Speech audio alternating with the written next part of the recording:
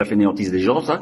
Et lorsque je l'écris, vous lisez pas. Voilà, je sais que c'est comme ça, hein, ne me prenez pas pour un imbécile. Donc je vais essayer d'être court et efficace. C'est un petit peu mon domaine, ça. Bon, je vais vous parler d'une petite société qui s'appelle Pfizer. Pfizer. Écoutez, c'est rigolo, c'est une société pharmaceutique, hein, qui a engrangé plus de 55 milliards de dollars. Le chiffre d'affaires, 55 milliards de dollars. C'est anecdotique. Mais figurez-vous qu'en 2003, 3 employés de Pfizer sont contaminés par un virus créé par les laboratoires de la société. La société reconnaît les faits, mais Becky McLean, une des employées contaminées, développe des symptômes plus graves que ses collègues. Elle se révolte et critique ouvertement les méthodes de Pfizer. Licenciée en 2005, elle porte plainte en accusant son ancien employeur de n'avoir pas mis en œuvre les mesures de sécurité nécessaires pour protéger ses employés et de l'avoir licencié abusivement. En 2007, le gouvernement nigérian a porté plainte contre le groupe Pfizer, l'accusant d'avoir provoqué en 1996 la mort de 11 enfants lors de tests de médicaments contre la méningite.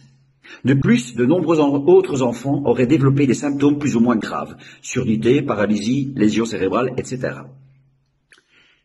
On continue. En 2009, Pfizer accepte de verser une amende record de 2,3 milliards de dollars aux autorités américaines.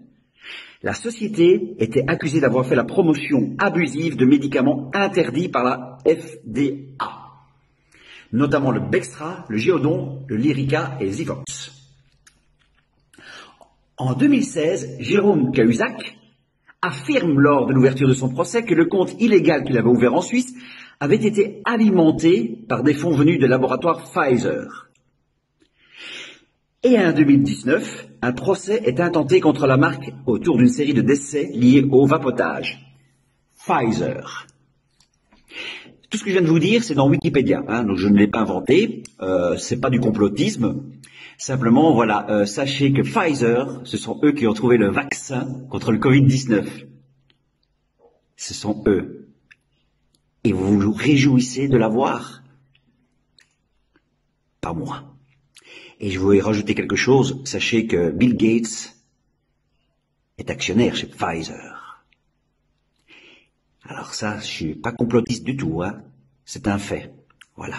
J'espère que ce petit cours de 3 minutes vous aura fait prendre conscience que tout ça est bien manipulé par le gouvernement. Pfizer.